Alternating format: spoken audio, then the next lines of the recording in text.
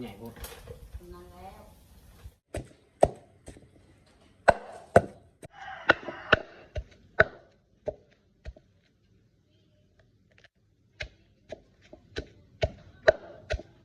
หมอเขาก็พูดเนาะทุกคนเนาะขั้นตอนสุดท้ายจะเสพขนาดกระโดดเข้ากันเลยขั้นตอนสุดท้ายใส่ผักกระแยงลงไปมาให้ส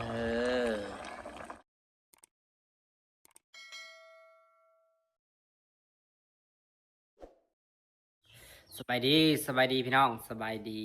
ครับบรรยากาศตอนเที่ยงนี่เนาะมาแกงหน่อไม้กินตอนเที่ยงเนาะพี่น้องเนาะ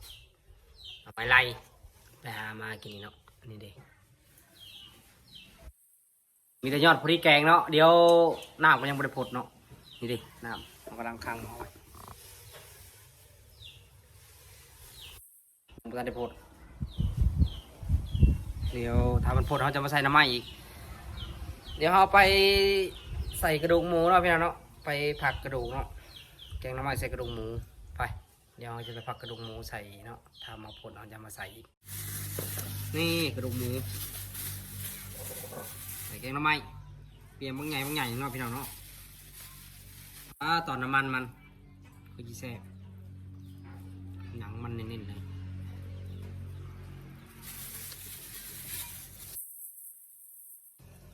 ดูติดมันผักใส่เลย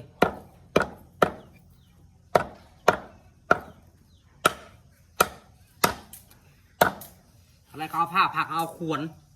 มันจังไวมันเนาะมันยังไงมันจะว่องแขวมันเอาผ้าผักกระดูกมันจะว่องมันจะเอาขวนผักใช่ลายบ่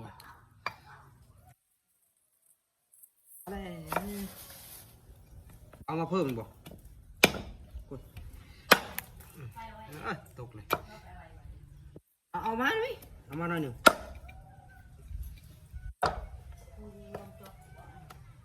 ลงเอาเลย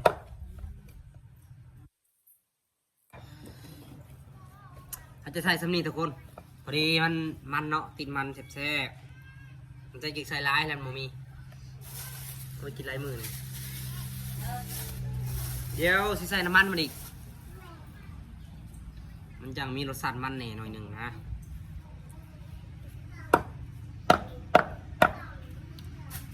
อันนี้ก็ไว้ซะอีกขนาดเนาะทุกคนเนาะ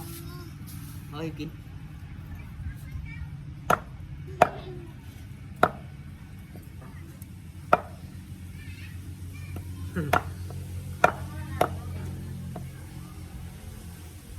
เอากระดูกเป็นมาเอากระดูกไปไว้ไป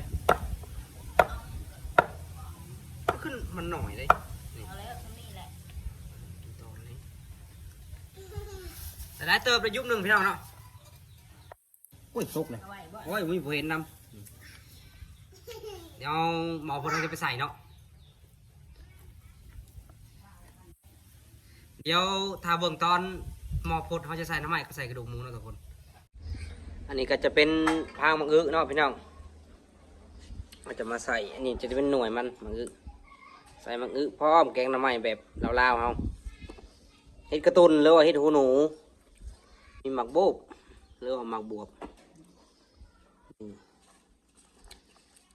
ว่าใส่จิรอครับใส่แล้วนะคุยนางเลยมีจิรอก็เขียดใส่เขียดพร้อมใส่หลายอย่างจากแซ่บแล้วก็มีผักกระแยงอ่อนเดี๋ยวกี้ผักกระแยงอ่อนให้ทุกคนเบิ่งก่อน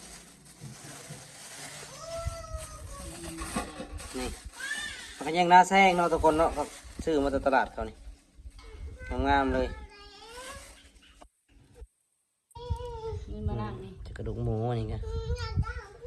จิโลมาขนมไม้เดี๋ยวยังมาทันพดเนาะหมอกะตอนนี้ไผ่กำลังลุกไผ่กำลังลุกยังมาทันพดเนาะเนาะเห็ดหูหนูเห็ดกระตุนมันออกลายหนึ่ง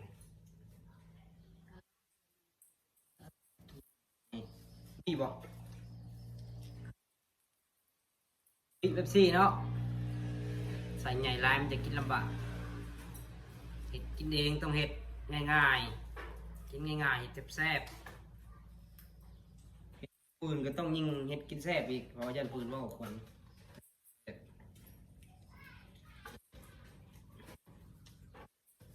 น้อยทำอยู่ได้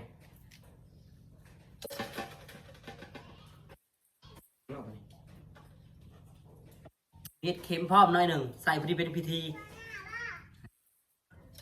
ตัดตีนนั่นเองกัน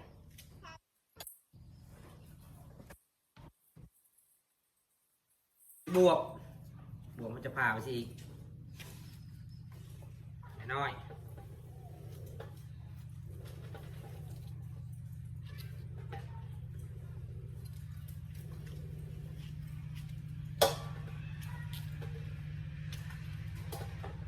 ออกบุกกามือ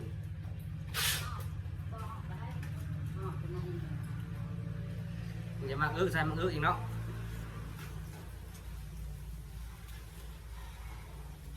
ผ่ายน้อยปะแม่ผ่ายเพิ่งอีก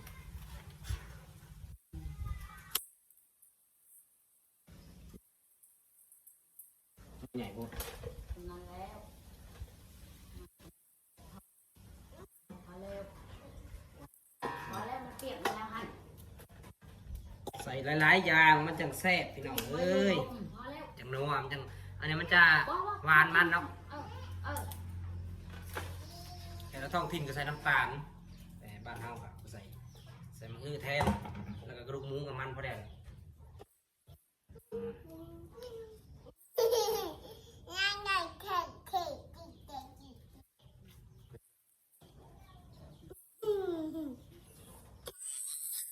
สบายดีไหม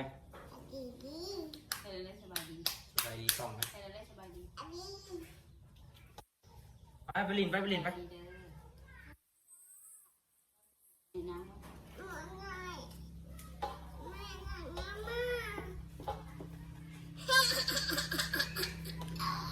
ตอนนี้ก็แล้วเนาะนี่หลายๆตืบเดี๋ยวเราจะมาตำข้าวเบือเนาะตำข้าวเบือถาแต่ว่าเครื่องมันยังไม่ได้ใส่ดอกหมูก็ยังอยู่ในอันนี้ยังอยู่นี่น้ำมันยังอยู่หันจุกจีแล้วก็เขียบยังอยู่นี่เดี๋ยวจะมาตำข้าวเบือเนาะนางเป็น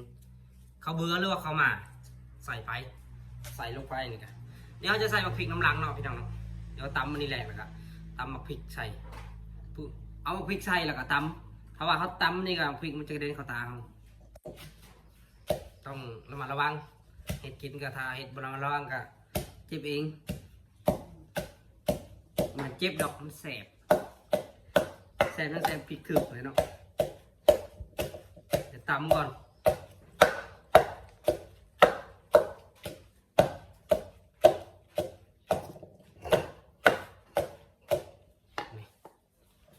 ยังไม่ทันแหลกต้องให้เบิ่งซื้อเดี๋ยวมันแหลกจนเขาจะให้เบิ่งอีกทีหนึ่งเนาะ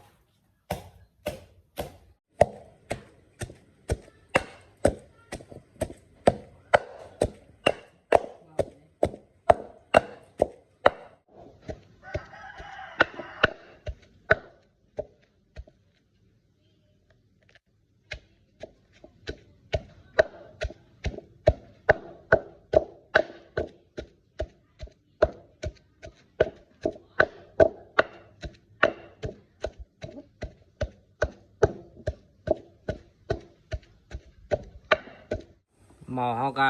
พดเอาเนาะทุกคนเนาะเดี๋ยวจะมาใส่เขียดนี่ใส่เขียดพร้อมแล้วก็เดี๋ยวจะใส่กระดูกหมูเนาะทุกคนเนาะนี่กระดูกหมูใส่กระดูกหมูแล้วก็ใส่กระเบืออีกเนาะแล้วก็กระแยงแล้วก็ปรุงถือว่าเสร็จสิ้นไปเตรียมห้อยแกงหน่อไม้นี่เดี๋ยวป้าไว้ประมาณ10 นาทีเดี๋ยวจะมาใส่ข้าวเบือเนาะนี่เดี๋ยวจะมาใส่ข้าวเบือขั้นตอนสุดท้ายใส่เลยหมอกำลังขดบังแห้ง อืม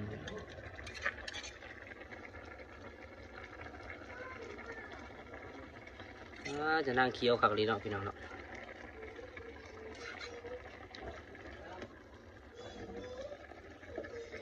แซ่บขนาดขลุ่นเข้ากันเลย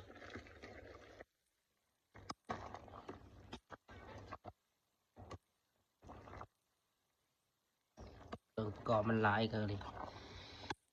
วันหนอน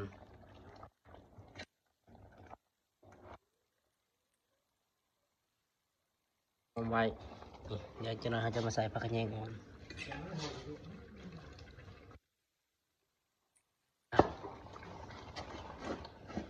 ใส่ปลาแดกเข้าไปใส่ตัวนั้นเลย เอาน้ำมาให้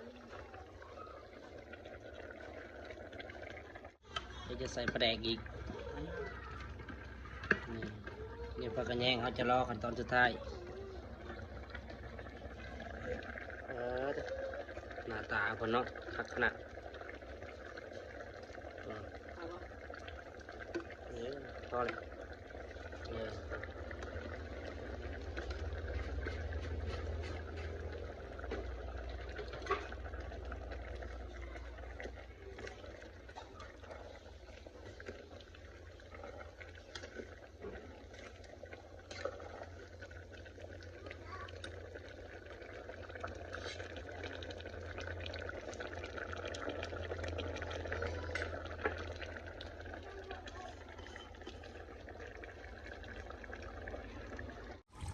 ขั้นตอนสุดท้ายใส่ผักกระเยงลงไปเอาให้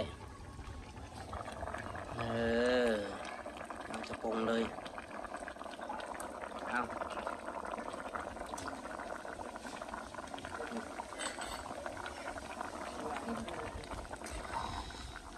นี่เดี๋ยวจะปรุงเนาะทุกคนเนาะเอาฝากติดตามตอนต่อไปเนาะพี่น้องเนาะว่าเอาเจ็ดเมนูหยังต่อไปเนาะเอาสำหรับคลิปนี้กันขอตัวไปกินก่อนเนาะขอจบไปจำนี้เนาะบ๊ายบาย